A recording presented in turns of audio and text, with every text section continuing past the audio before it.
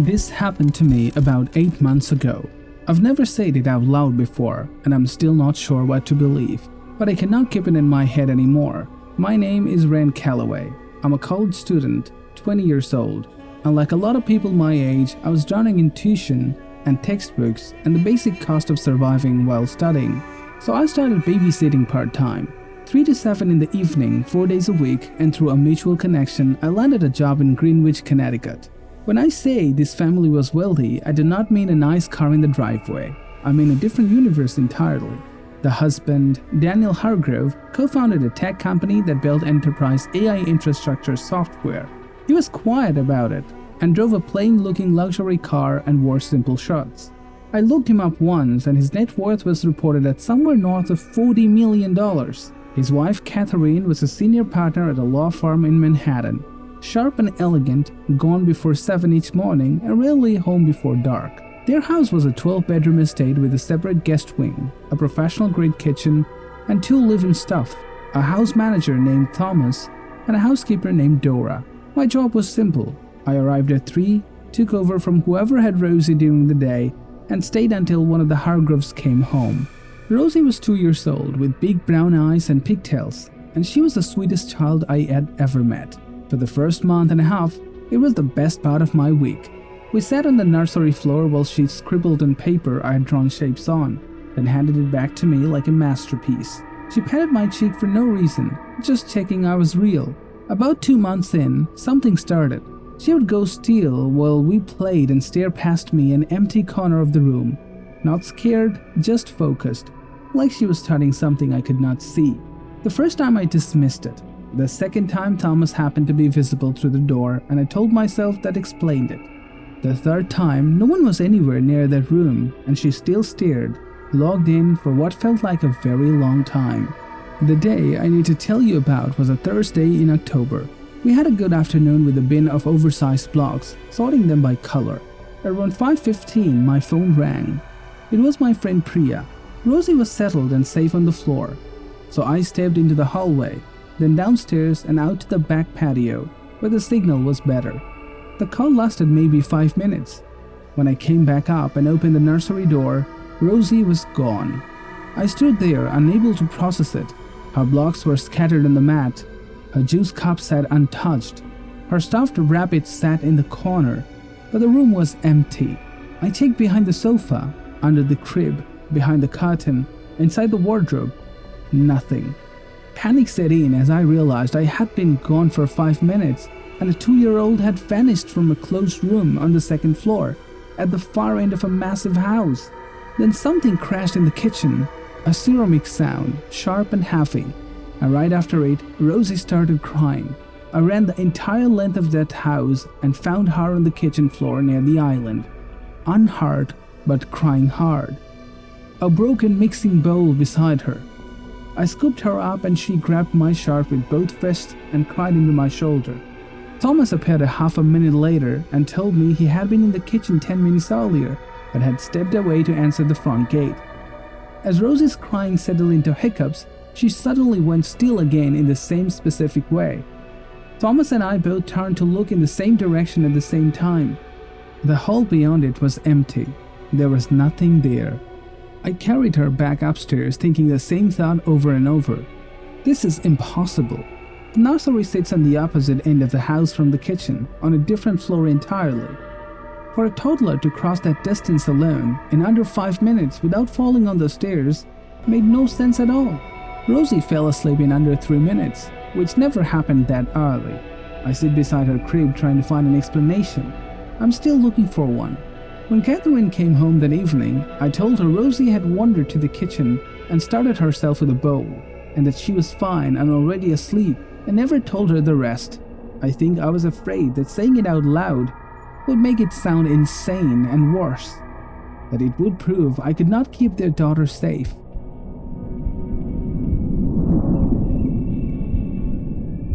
My name is Ellie Marsh. I'm 20 now, but a memory from when I was 12 has never fully left me. We lived in Harlan, Kentucky, a small sleepy town where everyone knew everyone and rumors moved fast. My parents bought an old house that summer at a price my dad was proud of. pointing out the good bones of the place while my mom smiled along. We were four: my dad, my mom, me, and my baby sister Nora, barely 18 months old. The trouble started outside the house, in the way the neighborhood kids looked at me. Within a week, I learned what they called it: suicide house. A boy named Danny explained it plainly, without any dramatic pauses, which somehow made it worse.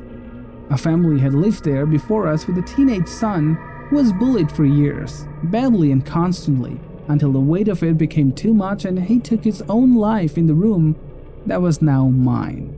I felt a deep sadness for that boy, but I did not believe in ghosts, and I was proud of being the kind of kid who did not believe in things he could not explain. The first crack in the pride came on an ordinary summer night. I was reading a comic in bed after midnight when I heard slow, even footsteps in the hallway outside my door. I assumed it was my mom or dad and went back to my comic. The next morning, I asked which of them had been up, and both told me without hesitation that neither had left their bed after 10. A small cold feeling settled under my ribs. I told Danny, hoping he would explain it away. Instead, he nodded like I had confirmed something he already knew and said the previous family had reported the same footsteps before they left. Over the following weeks, small things kept happening. Footsteps again, a book falling from a steel shelf with no breeze in the room, a hallway light flickering when no other light in the house ever did. Each thing alone had no explanation, and together they became harder to dismiss. The day that stays with me most happened when both my parents were out. My dad at work, my mom at the store, and I was watching Nora, who sat on the drawing room floor, babbling happily among her toys. A friend showed up with a new bicycle, and I stepped outside for 10 or 15 minutes to admire it. When I came back in, Nora's babbling had changed. She was not making the usual absent noise of a child playing alone. She was talking at something with pauses and responses, the rhythm of an actual conversation. I stood in the doorway and the hair on my arms rose as I understood what I was hearing. I walked toward her. She turned, smiled at me the way she always did, then raised her arm and pointed at a spot just to my left with the same cheerful recognition she used for a familiar face. I looked where she was pointing. There was only the yellowed wall and the flickering light beyond it. I picked her up without a word and carried her outside into the sunlight and did not stop until we were standing on the front path, where the air felt lighter and my heartbeat began to slow. When my mom came home, I told her everything in a rush. She did not comfort me. She scolded me for leaving Nora alone those few minutes, which was fair, but it left me with nowhere to put the fear. I never told my friends either, knowing they would laugh that the boy who never believed in ghosts now did. So I kept it to myself.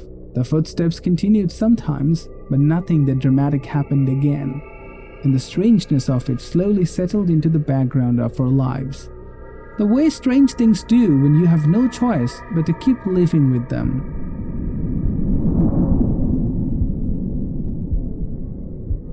I never planned to fall in love with babysitting, and I want to be honest that this story is about honesty that comes too late. That child was so gentle that loving her and fearing for her grew inside me at the same time. Later, because of that fear, I had to see a doctor and take medication. My name is Maribel Rowe.